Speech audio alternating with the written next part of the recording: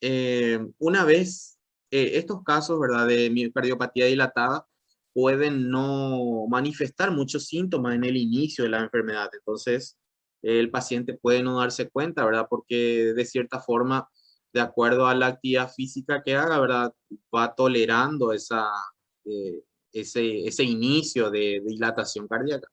Pero llega un momento en el que eh, ya el corazón se encuentra muy dilatado, entonces no es capaz de contraerse bien, digamos. Por lo tanto, empieza a producir afectación, ¿verdad?, en los diferentes órganos. Por ejemplo, el paciente va a empezar eh, cuando necesita una mayor demanda de oxígeno, cuando hace actividad física, por ejemplo, o algún esfuerzo, va a empezar con dolor de pecho, va a empezar con la disnea, ¿verdad?, que es la dificultad respiratoria, va a empezar con las palpitaciones, con las arritmias, ¿sí? Y una vez que inician esos síntomas, el 75% de los pacientes, ¿verdad?, si no se corrige la causa, mueren a los 5 años, ¿sí? Y el tratamiento suele ser el trasplante en estos casos idiopáticos, ¿verdad? Porque no hay una causa estructural o una patología de base que enfrentar, ¿verdad? Que tratar. Entonces, el tratamiento suele ser el trasplante. Es muy diferente, por ejemplo, a lo que es la cardiomiopatía dilatada, ¿verdad?, que es la secundaria. Entonces, dentro de este grupo de patologías tenemos eh, afectación cardíaca, pero secundaria a otras causas. Por ejemplo, entre las más comunes en nuestro medio, el etanol, ¿sí? El consumo de alcohol. Entonces, generalmente el consumo agudo de grandes cantidades de alcohol pueden producir una cardiomiopatía dilatada y sería secundaria, ¿sí? Aquí ven más del 50% de los casos que son secundarios, entonces son debidos al alcohol, al etanol, ¿sí? También tenemos, por ejemplo, las antraciclinas, ¿verdad? Que son medicamentos que se utilizan, o sea, una línea de medicamentos, una familia de medicamentos que se utilizan como quimioterápicos, pero son cardiotóxicos, ¿sí? Tenemos también el cobalto, por ejemplo, ¿verdad? Cuando se realizan tratamientos de radioterapia, entonces, si esa radioterapia también afecta al corazón, ¿verdad? Puede producir una miocardiopatía o cardiomiopatía, son sinónimos, dilatada secundaria, ¿sí? También la cocaína eh, es, un, es una causa, ¿verdad?, de miocardiopatía dilatada secundaria. Luego tenemos la miocardiopatía del embarazo, ¿sí? Que se da, por ejemplo, en mujeres negras, multíparas, ¿verdad?, mayores de 30 años, donde hay una asociación a miocarditis, ¿verdad? Miocarditis periparto o déficit nutricionales. Entonces, tengo entendido que por ejemplo, estas miocardiopatías del embarazo, ¿verdad?, las dilatadas, eh, específicamente las miocarditis, periparto, son muy comunes en la zona del Brasil. Justo tengo un colega que hizo allá en Brasil cardiología y él me decía que era muy común allá en Brasil, ¿verdad? Las miocarditis periparto. Nosotros tuvimos una conocida, una colega, ¿verdad?, que hizo una miocarditis periparto, pero afortunadamente evolucionó bien ella. Y ustedes saben que en la medicina siempre está lo que se dice la ley de la serie, ¿verdad? Que es cuando aparece un caso, siempre que al mismo tiempo o unos días después aparece otro y otro y otro caso, ¿verdad? Muy similar. Entonces, creo que aparecieron 3 casos aquí en Encarnación, ¿verdad?, donde yo soy, de miocarditis periparto, y de ellas, de las 3 mujeres, solo una sobrevivió, las otras 2 fallecieron. Entonces, él me estaba comentando que era acá, no se observa tanto, pero en la zona sí que sí era muy, muy común la miocarditis periparto, ¿verdad? La miocardiopatía dilatada periparto. Y generalmente suelen ser autoinmunes o secundarias a desnutrición. Y justamente se observan más en mujeres mayores de 30 años y de raza negra, ¿no? Como un comentario nada más. dijimos que en la miocardiopatía o cardiomiopatía dilatada, el corazón, ¿verdad? Aumenta de tamaño, aumenta unas 3 veces el tamaño.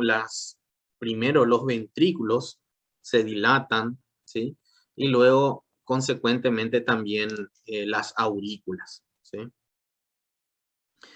Y dentro de esto que serían secundarias, también está, por ejemplo, lo que me preguntaba Pedro, ¿verdad? Que era el Chagas. El Chagas sí entra de lo que sería miocardiopatía dilatada secundaria, ¿verdad?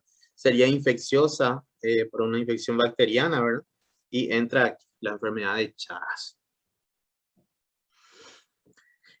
Como dijimos, ¿verdad? Habían alteraciones a nivel de los cardiomiocitos, ¿verdad? Entonces los cardiomiocitos, vamos a ver que algunos se encuentran hipertróficos, ¿sí? Otros se encuentran atróficos y también dijimos que habían zonas de fibrosis. Todo esto que está aquí son zonas de fibrosis, ¿sí? Todo esto rosado que se observa aquí son zonas de fibrosis. Aquí todo esto. Fíjense, aquí tenemos células inflamatorias también, ¿sí? Aquí también vemos fibrosis, aquí también fibrosis, y vemos la hipertrofia de los cardiomiocitos. Los cardiomiocitos normalmente, ustedes saben, ¿verdad? Que son como haces, ¿verdad? Delgados, que se suelen ramificar, ¿sí? Entonces, cuando tenemos la miocardiopatía dilatada, pueden aparecer hipertrofiados, redondeados, como en este caso, ¿sí? Eso se puede observar en la microscopía óptica. La cardiomiopatía hipertrófica es el otro tipo, ¿verdad? De miocardiopatía que podemos observar. Hace rato dijimos que en la dilatada había dilatación de las cámaras, en este caso en la hipertrófica, como su nombre dice, ¿verdad? Hay un engrosamiento en la pared del corazón, ¿verdad? Principalmente, no tanto en lo que serían las paredes laterales de los ventrículos, sino en el septo interventricular. Es principalmente el septo interventricular el que se encuentra más afectado. Generalmente esta hipertrófica, ¿verdad? No se diagnostica a tiempo porque la mayoría de las personas que están afectadas tienen pocos síntomas, ¿sí? Y de ellos, ¿verdad? De los que tienen síntomas, la mayoría puede desarrollar su vida normal igualmente, ¿verdad? Con esos mínimos síntomas, ¿sí? Generalmente cuando inician los síntomas, ¿verdad? Pueden ser falta de aliento o falta de aire, ¿verdad? Dolor o problemas en el sistema eléctrico del corazón. Esos problemas en el sistema eléctrico del corazón se pueden percibir por las personas como palpitaciones, como arritmias, ¿sí?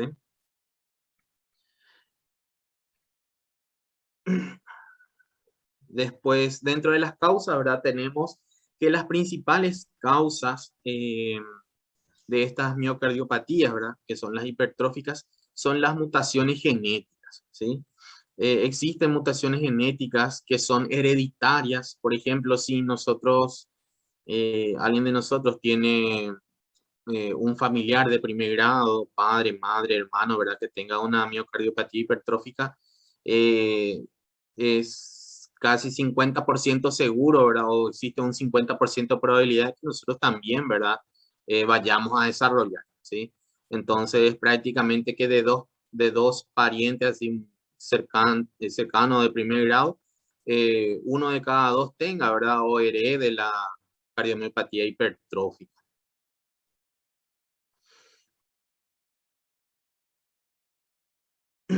La hipertrofia, ¿verdad? En el corazón es progresiva, se puede dar sin estímulo asociado y generalmente ocurre en las 2 primeras décadas de la vida. Entonces, generalmente, como dijimos, ¿verdad? Suele ser hereditario, por lo tanto, ya desde los primeros años de vida empiezan esas alteraciones, ¿sí? Ahí está. Las mutaciones como que son genéticos, ¿verdad? Y hereditarios, entonces tenemos una serie de mutaciones que se encuentran en algunas digamos, proteínas, ¿verdad? Cardíacas, que son las que se encuentran alteradas. Tenemos, por ejemplo, mutaciones en la cadena pesada de la miosina beta, ¿verdad? Sería esta. Entonces, eso hace que se produzcan miofibrillas anormales. También pueden haber mutaciones en lo que sería la proteína C que está unida a la miosina.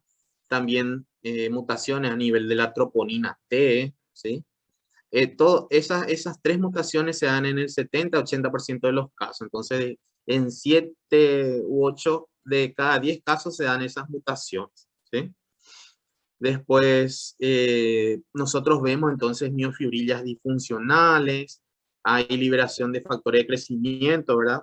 También alteraciones, por lo tanto, en las células musculares y en los fibroblastos, ¿sí? Este es un gráfico nada más que, digamos, sirve para que ustedes vean, ¿verdad? A nivel de qué, de dónde, de qué estructuras se observan las alteraciones. El corazón, en estos casos, en la miocardiopatía hipertrófica, suele pesar casi el doble de lo que pesa normalmente.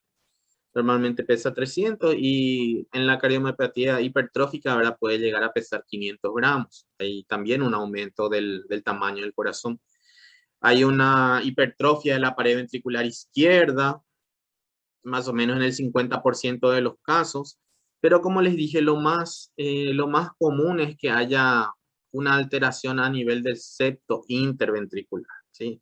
El septo es el que suele estar engrosado en la mayoría de los casos.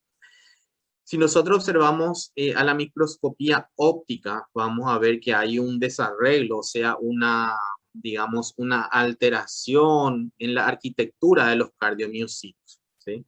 Que suele ser mayor o más acentuada en la septal que en lo que serían las paredes libres. Nosotros tenemos nuestro corazón así, ¿verdad? Aquí tenemos las 4 cámaras, los 2 ventrículos, izquierdo-derecho. Las paredes libres serían, esta sería la pared libre del ventrículo derecho y esta sería la pared libre del ventrículo izquierdo, ¿sí? Y esto sería el septo interventricular, ¿sí? Para que se ubiquen nada más. Entonces, ese desarreglo, esa alteración en la arquitectura de los cardiomiocitos se observa más aquí, en el septo. Como pueden ver aquí, el septo interventricular está bastante engrosado, ¿sí? Aquí está bastante engrosado y también la pared libre, ¿verdad? De lo que es el ventrículo derecho. Dentro de los factores de riesgo para estas patologías, como dijimos que tiene un alto contenido genético, ¿verdad? Entonces, el tener parientes de primer grado con esta patología es el principal factor de riesgo, ¿sí? Suelen tener también como consecuencia o acarrear como consecuencia fibrilaciones auriculares, ¿verdad? Y a su vez esas fibrilaciones auriculares pueden por ejemplo, lesionar el endocardio, hacer que se produzcan pequeños trombos y después esas mismas fibrilaciones pueden hacer que esos trombos sean liberados. Entonces tendríamos pequeños émbolos recorriendo, ¿verdad? Lo que serían los vasos sanguíneos arteriales. Y entonces suelen ir, por ejemplo, al mismo corazón, suelen ir al sistema nervioso, al cerebro, ¿verdad? Al sistema nervioso central. También podemos tener, por ejemplo, lo que sería el flujo obstruido, ¿sí? Dijimos que había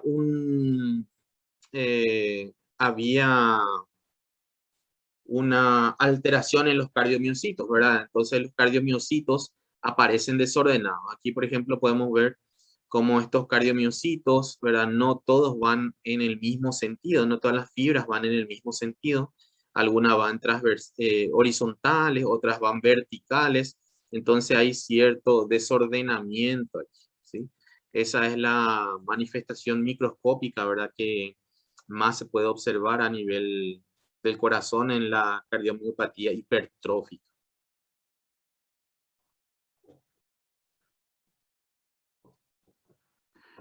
Como les dije, la mayoría de los pacientes, ¿verdad?, son asintomáticos y tienen eh, mucho riesgo de muerte súbita, ¿sí? Suelen ser asintomáticos, entonces hasta que la patología en sí avance bastante, ¿verdad? Y allí empiece a producir esos síntomas, signos y síntomas. Como siempre, en las tres patologías, los signos y síntomas básicamente son los mismos, ¿verdad?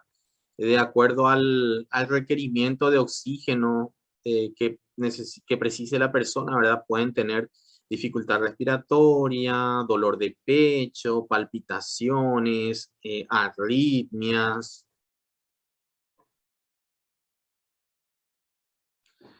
Generalmente se diagnostica, ¿verdad?, entre los 30 y 50 años de edad. ¿Por qué a esta edad? Porque dijimos que la mayoría son asintomáticos, ¿sí? Y habrán escuchado ustedes, por ejemplo, casos de personas jóvenes, ¿verdad?, que no se conocen como enfermos, ¿verdad? O que no, digamos, personas sanas, aparentemente, ¿verdad?, que tienen muerte súbita o que sufren una muerte súbita, ¿verdad? Esos casos, por ejemplo, pueden ser bien pacientes con cardiomiopatía hipertrófica, ¿verdad?, que nunca supieron que tenían esa enfermedad. Entonces, se suele diagnosticar entre los 30 y 50 años. Los signos suelen ser disnea, ¿verdad? Angina. La disnea es la dificultad respiratoria. La angina se manifiesta como dolor de pecho, ¿sí? Y suele producir insuficiencia cardíaca congestiva, ¿sí? Hay una disminución de lo que es la complacencia cardíaca izquierda. Eso quiere decir que haya una disminución de lo que es la dilatación del corazón, ¿verdad? El relajamiento del corazón, ¿sí? Entonces, se produce una obstrucción también del flujo de salida del ventrículo izquierdo. El ventrículo izquierdo no se puede contraer, no puede bombear eficazmente la sangre. El tratamiento, ¿verdad? Eh, el tratamiento usual que se utiliza para la insuficiencia cardíaca, por ejemplo, puede agravar los síntomas. Se suelen utilizar beta bloqueantes, ¿sí? Para mejorar lo que es la relajación muscular, porque básicamente no hay un problema en la contracción, sino que el problema está cuando los ventrículos deben llenarse. Los ventrículos se llenan durante la diástole, ¿verdad?, que es cuando se relajan los ventrículos y se llenan de sangre. Allí es donde ocurre la falla, digamos, ¿sí? Entonces, para eso se utilizan los beta bloqueantes, para disminuir la frecuencia cardíaca, ¿verdad?, y dar más tiempo a los ventrículos de que se relajen y puedan funcionar correctamente. Y el tratamiento también, cirugía, ¿sí? Suele ser cirugía, así como en la dilatada idiopática. El último tipo de cardiomiopatías que podemos observar son las restrictivas, ¿sí? Entonces, esta miocardiopatía restrictiva, ¿verdad? El tamaño del corazón puede ser normal o puede estar ligeramente aumentado, ¿verdad? La mayor parte del tiempo el corazón bombea normalmente la sangre, ¿sí? Sin embargo, no se relaja normalmente durante la diástole, en la cardiopatía restrictiva, ¿sí? Entonces, las lesiones, ¿verdad?, ya sean miocárdicas o endocárdicas, porque hay una serie de lesiones que se observan a nivel del ápex. El ápex sería la punta del ventrículo, ¿verdad? Hay una serie de lesiones fibrosas, por ejemplo, que se pueden desarrollar en los vértices, en el ápex del pulmón, perdón, del corazón. Esos pueden limitar lo que es el llenado cardíaco, ¿sí? Entonces, también allí se produce la alteración en el llenado. No hay una buena relajación porque suelen haber patologías, ¿verdad?, que producen fibrosis en las paredes del corazón. La actividad cardíaca, ¿verdad? Entonces puede afectar a los órganos, por ejemplo, el pulmón, el hígado, ¿verdad? Em, Dentro de las causas tenemos patologías, por ejemplo, como la amiloidosis, ¿sí? La sarcoidosis. La amiloidosis sería una patología donde hay depósito de amiloide en el músculo cardíaco, ¿sí? En las paredes del músculo cardíaco. Pueden haber metástasis, por ejemplo, metástasis de tumores carcinoides, ¿sí? Son uno de los pocos tumores que pueden hacer metástasis al corazón, los tumores carcinoides. Después, la sarcoidosis también. La sarcoidosis es una patología inflamatoria granulomatosa que puede afectar a diferentes órganos, puede afectar, por ejemplo, a los ganglios linfáticos, a la piel, a los pulmones, como en este caso también puede afectar al corazón, ¿sí? Entonces, una patología inflamatoria granulomatosa, ¿sí? Puede ser la enfermedad endomiocárdica, donde, por ejemplo, como dijimos aquí, hay depósitos o sea, formación de fibrosis en lo que es el ápex del corazón, ¿verdad? Entonces, esa fibrosis hace que las paredes de los ventrículos no se puedan dilatar correctamente. Después también, por ejemplo, las patologías de depósito, como la hemocromatosis. ¿Recuerdan la hemocromatosis? Era una patología, ¿verdad? Donde había un aumento en la absorción intestinal de hierro y eso conllevaba al depósito de ese hierro en otros órganos, ¿verdad? Entonces, ese hierro solía depositarse en el hígado, en el páncreas, en los ojos y también se pueden depositar en el corazón, ¿sí? Entonces, esta enfermedad de depósito, la hemocromatosis, también puede ser causa de una cardiomiopatía restrictiva. Y el aterosclerosis, la fibrosis, no, no, no, no, no, no, no, no, no es por eso la fibrosis. Y hay un incremento, ¿verdad? En el tejido, o puede ser debido a un incremento en el tejido fibroso intersticial. Esta fibrosis, ¿verdad? Se suele dar hay dos grupos de patologías que forman unos síndromes, dentro de los cuales hay una afectación cardíaca. Uno es el síndrome de Loeffler y el otro es el síndrome era algo como no recuerdo muy bien, de Avin, algo así creo que era, no recuerdo muy bien.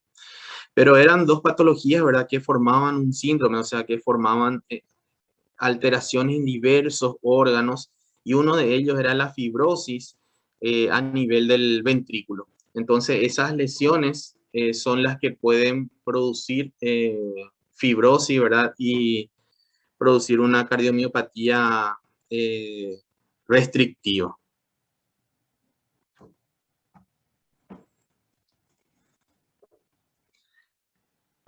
Dijimos que la amiloidosis era una de las causas, ¿verdad?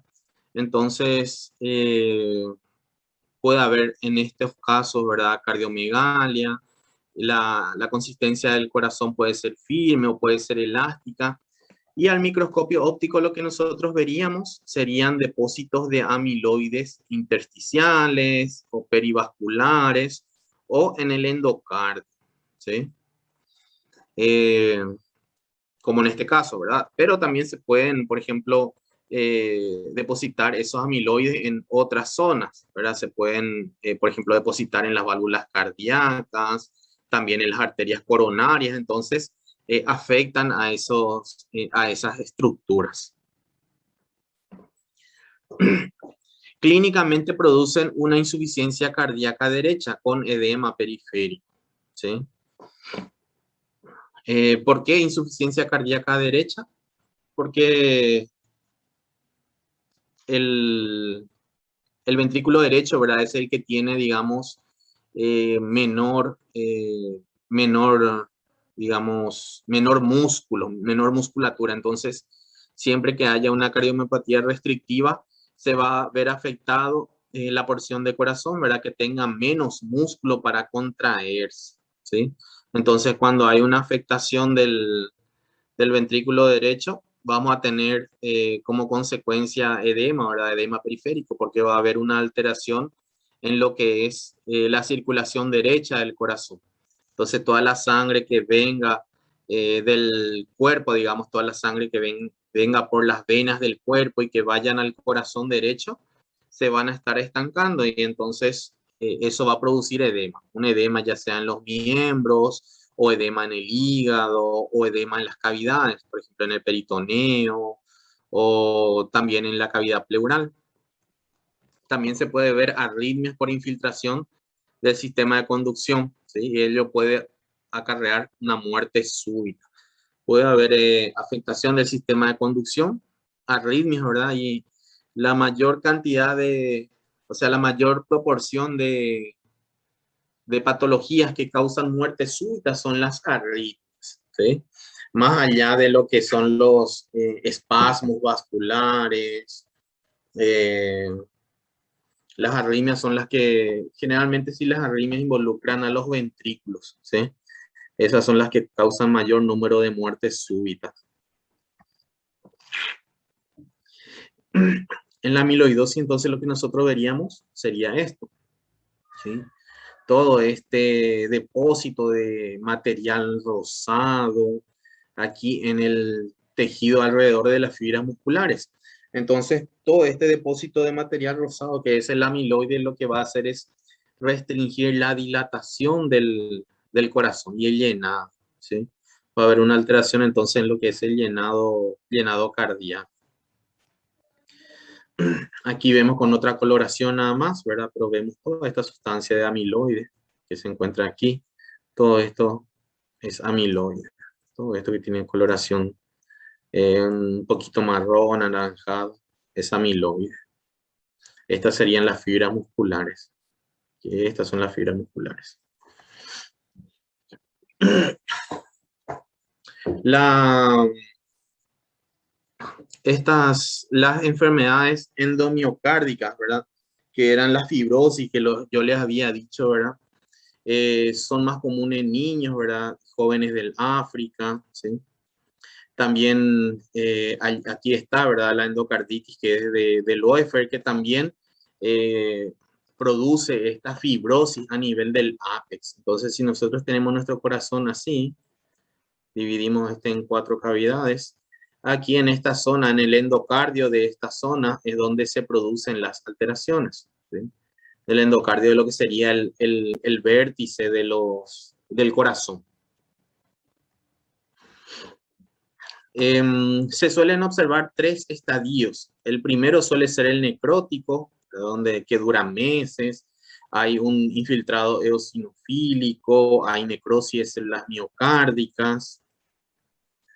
Luego le sigue un estadio que se llama el trombótico, donde hay, como su nombre dice, trombosis, ¿verdad? Que se agrega a todo ese daño que ya se estaba observando. Y generalmente se presenta un año después del primer estadio, ¿sí? Y el tercero ya sería la fase crónica, donde tenemos el estadio fibrótico. Entonces hay un engrosamiento de todo el endocardio y una alteración del llenado cardíaco, ¿sí?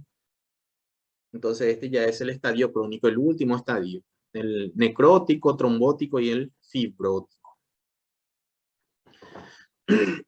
Entonces, en esta cardiomiopatía restrictiva lo que vamos a ver es un engrosamiento, ¿verdad? Podemos ver de un tamaño normal o podemos ver que hay un engrosamiento prácticamente simétrico de todas las paredes del corazón. En la hemocromatosis dijimos que había depósitos de hierro, ¿sí? Estos serían los depósitos de hierro, teñidos con una coloración para hierro, ¿sí? Entonces se observan bien aquí los depósitos de hierro entre las fibras musculares cardíacas, ¿sí?